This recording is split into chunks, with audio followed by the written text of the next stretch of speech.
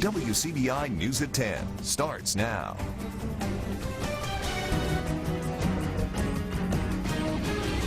Breaking news tonight in East Columbus, where evacuations are underway at the Masonic subdivision due to rising floodwaters. Emergency management says that the MAGBY Creek is overflowing. This subdivision is on Curtis Road and Mason Street. Emergency officials say that water is starting to get inside of some of the homes. Some homeowners telling us that water is about a foot up inside their home. Again, this is in the eastern part of Columbus along the MAGBY Creek. Well, heavy rains yesterday left several areas throughout the Golden Triangle facing those flooding issues. A nearby creek on JMac Road topped its banks, flooding several yards. Since last night, just over 3.5 inches of rain has fallen in the Columbus area. One resident says she was in shock over the amount of water that was in her yard. Just panicked and told my son that it's flooding and we have to get out of here. She says the water in her yard was about 3 inches deep. Our DeAndrea Turner has more from neighbors there over on our website at WCBI.com. Over towards the Jackson metro area in Canton, several people had to be rescued due to rising waters there. Lanaya Lewis from our sister station WJTV talked with angry neighbors who say that this isn't the first time they've dealt with those floodwaters, and it won't be the last unless there's a solution. We followed the fire department all this morning as they rescue people from across the city. And if you look at this water behind me, that's just from the past 24 hours. Friday morning was a rescue mission for the Canton Fire Department as they worked to free people from flooded homes. Many senior citizens had water all the way up to their doorstep. Others had cars submerged. It's devastating to me because we got senior citizens down here do not have to live like this. Fire officials say they're usually quick to respond to emergencies like these, but they're asking people to call for help or evacuate before it's too late. People wait to the last minute, and a lot of times that makes the rescue that more difficult. So we just ask them if they can just respond in a timely manner, and we can probably get out and try to protect them. We spoke with some people who were in the midst of getting themselves and family members out of the floods. This water right here, like, it never flooded like this since Halloween. My mother is 62 years old, and she's really scared to come outside. She thinks she's going to roll. Have you ever seen flooding this bad? Yes, during Katrina time. Katrina, I had water standing in my front step there. I had water up to my waist during Katrina.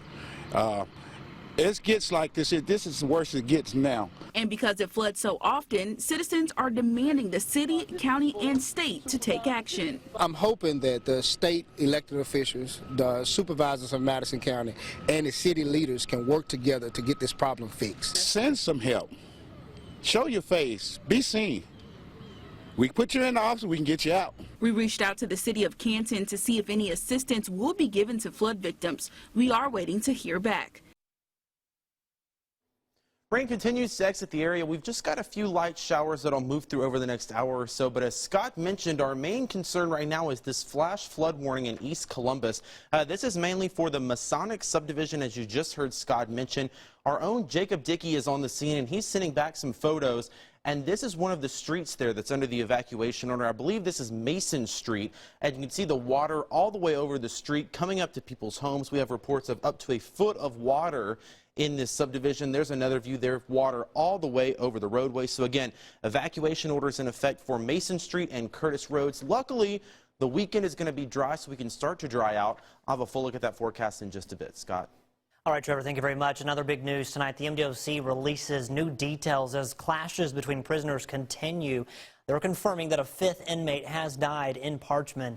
Sunflower County Coroner Heather Burton tells the Associated Press that 36-year-old Denoris Howell was stabbed to death early this morning at the Mississippi State Penitentiary at Parchman.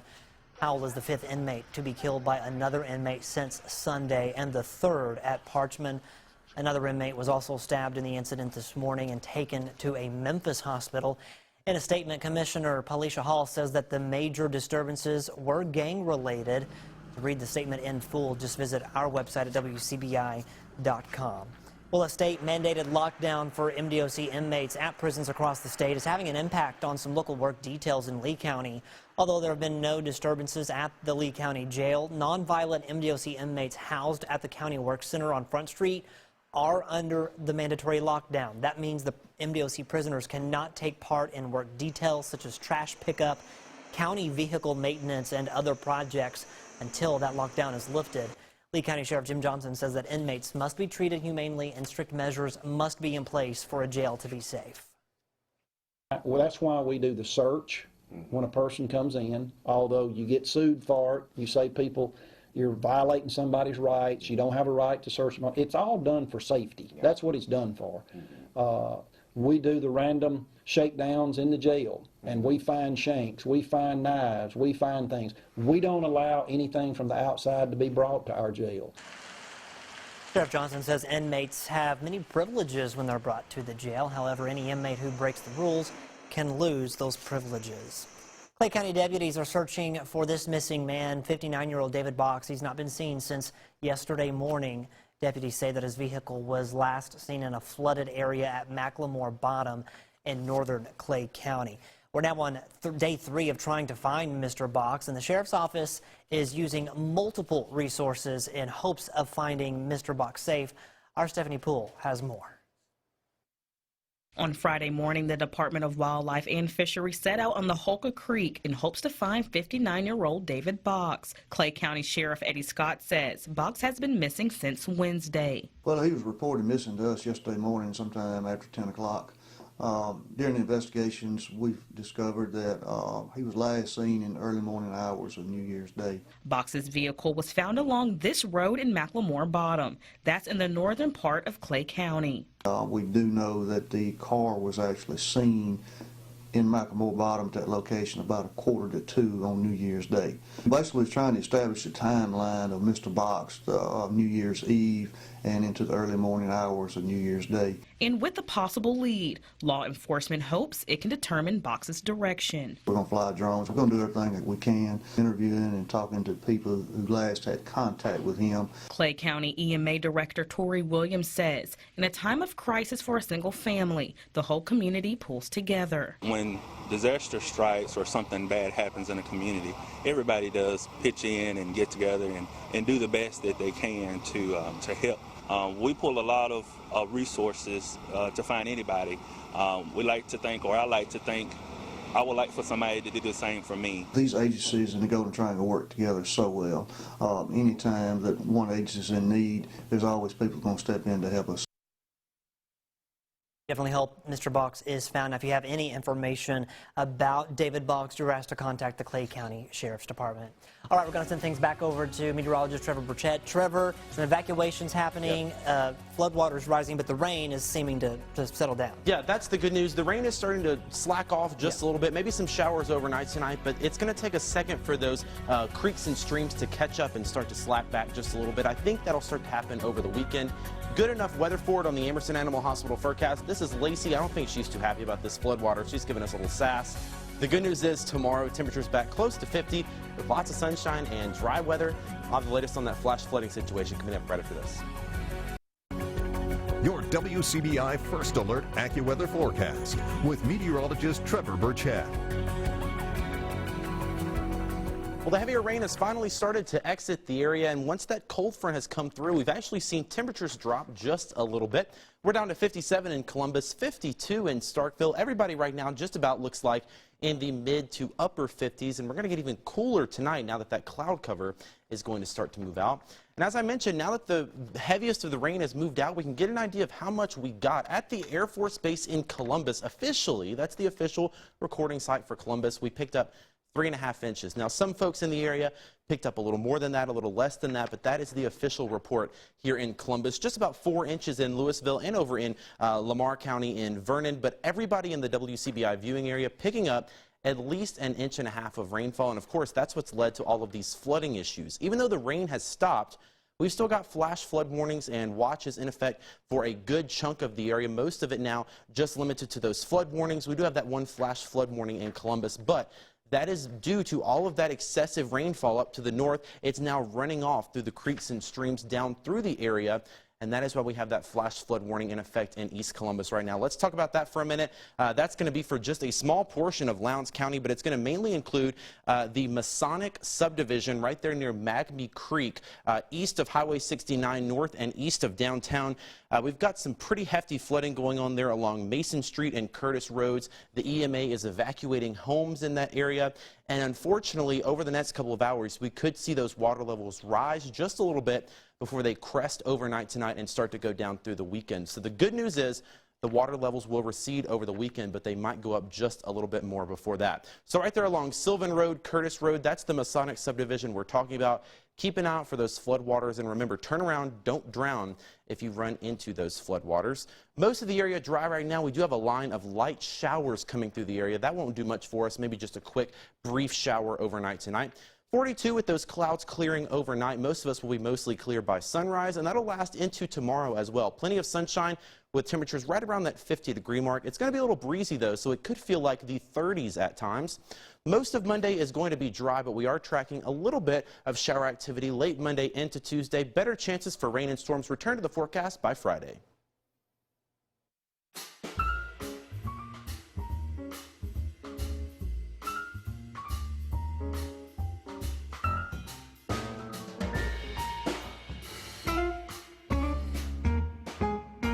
All right, everyone, Christmas has come and gone. It's time now to start celebrating 2020. It's hard to believe, Bobby, a whole nother year has come and gone. All right, and we're here with our sommelier, Bobby Burgess, to help us ring in 2020 with some of the best sparkling wines in Champaign.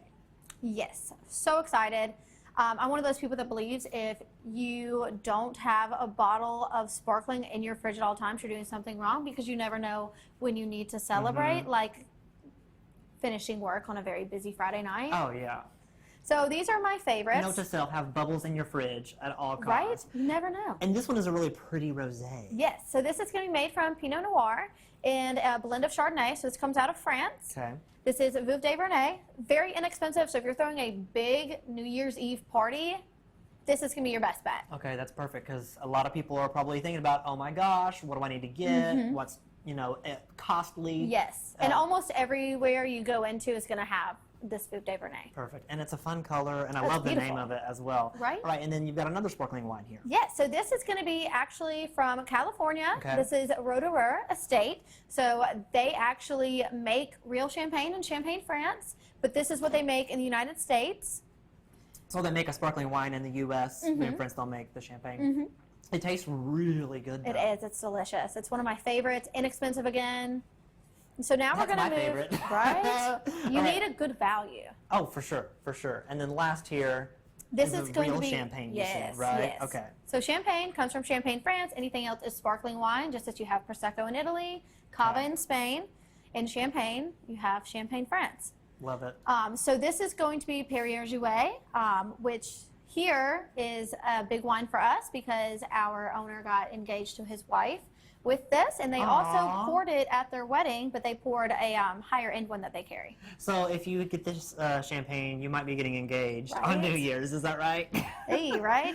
So this is going to be 40% Pinot Noir, 40% Pinot Meunier, and then 20% Chardonnay. Most people don't know that a lot of champagne is made with red grape varietals. Interesting. That is so interesting. Love Right? it. Well, Bobby, as always, you're just a genius. We love it. So everyone, have a great 2020, and we wish you all the best in the new year. Until next time, cheers.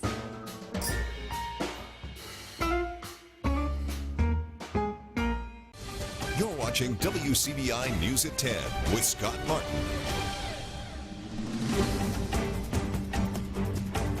Welcome back, everyone. Fans of Elvis Presley will head to Tupelo in Memphis next week to commemorate what would have been the singer's 85th birthday. Our Allie Martin reports that Graceland is helping Elvis fans discover the entertainer's roots by making weekly trips to the birthplace of the original American Idol. Every Friday, the Graceland Excursions bus arrives in Tupelo with Elvis Presley fans from around the world. Born in Italy. Yeehaw Junction, Florida. Tony Miner is a VIP tour guide from Graceland. He leads the day-long Tupelo trip. We stopped at the hardware store, you know, where Elvis got his first guitar. Great place for him to visit. And then we do a little driving tour around the city, see Elvis landmarks, and we end up here at the birthplace. And we serve a nice lunch, and they have a great time here. For Elvis fans, being able to see the singer's humble beginnings, the church he attended, and other attractions helps them better understand his life and his generous nature. His humility that he showed, and he was very charitable, giving away a lot of gifts, money, cars, houses, you know. So seeing this now, how he was brought up, you can see that he understood people that struggle. A true life story, starting out with nothing, and then growing up through the days and the times of hardship and turning out to be just an awesome individual. He remembered his roots and where he got started, and he came to give some back. The Graceland excursion not only tells the story of Elvis the boy before he became the worldwide entertainer, it also brings more visitors and tourists to Tupelo. You know, we bring thousands of people into town just for the Elvis experience, and the city benefits quite a lot from that, if nothing more than just for the tax revenue that comes in from hotels and restaurants that they use. This is the second year Graceland Excursions has been making weekly trips to Elvis Presley's hometown. In Tupelo, Allie Martin, WCBI News. It's estimated that 100,000 people visit the Elvis Presley birthplace and museum each year. After 2 seasons, Joe Moorhead is officially looking for a new job. More on the firing of Moorhead coming up next in sports. Your WCBI Sports with Courtney Robb. It was 5 weeks ago that MSU head coach Joe Moorhead walked into his post-game Egg Bowl press conference, trophy in hand, saying that Mississippi State was his team, his program, and that he would have to be dragged out of Starkville. After securing the team's 6th win of the season and 10th consecutive bowl game appearance, Coach Moorhead's job seemed safe in Starkville. However, the Bulldogs felt that it was time to part ways as Coach Moorhead has officially been fired from Mississippi State. MSU Athletics making the announcement this afternoon that the program would begin a national search for a new head football coach. The decision coming just 4 days after MSU's loss to Louisville in the Music City Bowl, 38-28, finishing the 2019 season 6-7 overall. Moorhead finishes his 2 seasons as head coach with a 14-12 overall record, 2 Egg Bowl victories, and 2 bowl games. The 2019 season under Moorhead was tumultuous to say the least, including player suspensions, injuries, and even fights breaking out during practice. MSU Athletics Director John Cohen saying there was not one specific factor that led to parting ways with Moorhead, rather a series of events. I coached long enough myself to know wins and losses matter, and Joe did win 14 games. In this case, it goes a little bit beyond just wins and losses, although I want to state for sure that wins and losses matter, but there were some other issues at stake here that we had to consider. It's going to have to start with discipline. It's going to have to start with having a hard edge. It's going to start with helping student athletes grow both on and off the field. It's going to start with somebody who has a passion for Mississippi State specifically. As I mentioned before, this is a unique place, and we're excited about finding that person. Cohen did not specify any specific timeline to finding a new head football coach, saying he's focused on finding the right fit regardless of how long it takes. SEC basketball has officially returned. Mississippi State setting quite the tone with a 93-47 win in the opener against Florida. Guard Jordan Danbury and forward Rakia Jackson leading the way with 41 of the total 93 points for the Bulldogs. State also taking major advantage of 21 turnovers committed by Florida, converting those mistakes into 26 points. MSU head coach Vic Schaefer very happy with his team on both sides of the ball after the team's first conference win. I'm just proud of them, and just how hard they played, and again, just how hard we played defensively. Y'all know that's our MO around here. That's who we are. It's what we're made of. It's what we built this program on. Yes, I'm excited that we scored 93 points, and I love the way we scored 93 points, but 24 assists. The chemistry that we showed tonight, sharing the basketball, knowing where people were, transition, 26 fast break points. I mean, that is really, really good. I just thought we had a bunch of juice. Next up for the Bulldogs, Mississippi State heads to Georgia for a Bulldog battle. That game on Sunday at 3 p.m. You can watch that on the SEC Network. And with SEC play returning, it is now all basketball all the time. Here's how you can watch the Mississippi State men hosting Auburn this weekend to open up conference play. Tip 3:30 p.m. on the SEC Network, that game on Saturday afternoon. Meanwhile, Ole Miss finishing up non-conference play. The Rebels heading to Kansas to play 23rd ranked Wichita State. That game also will be at 3 p.m. You can go watch that on ESPNU on Saturday as well. Again, the Bulldog women are headed to Georgia this weekend, looking to start 2-0 in SEC play. That game at 3 p.m. on Sunday. The Ole Miss women still in search of conference win number 1. Next up for the Rebels, a matchup in College Station against Texas A&M on Monday. Tip-off is at 6 p.m. You can watch that on the SEC Network. One of the most anticipated decisions will take place in just a few days. On Monday, January 6th, Alabama quarterback Tua Tagovailoa will announce whether or not he will enter into the 2020 NFL Draft. Tagovailoa suffered a season-ending hip injury in the matchup to Mississippi State mid-November. After undergoing surgery, Alabama's orthopedic surgeon, Dr. Lyle Kane, said Tagovailoa would make a full recovery. Tagovailoa is still anticipated to be a first-round top 10 pick should he choose to enter into the NFL Draft. Alabama head coach Nick Saban saying the choice is a decision Tagovailoa's family needs to make, and no matter what his choice is, he and the Alabama community want the best for him. That's it for sports. We'll have more for you when we come back. Stay with us. We do want to remind you we've got a flash flood warning in effect for portions of Lowndes County. This is going to be in the Masonic subdivision. We've got a little bit of flood water from the MAGBY Creek rising up there. A couple of houses being evacuated due to high water. But the good news is weekend looking nice and sunny. We are tracking a chance for some showers and storms as we get toward the end of the week. All right. Thank you very much, Trevor. Stay safe out there, everyone. Thanks for joining us tonight. Have a great weekend. We'll see you next week.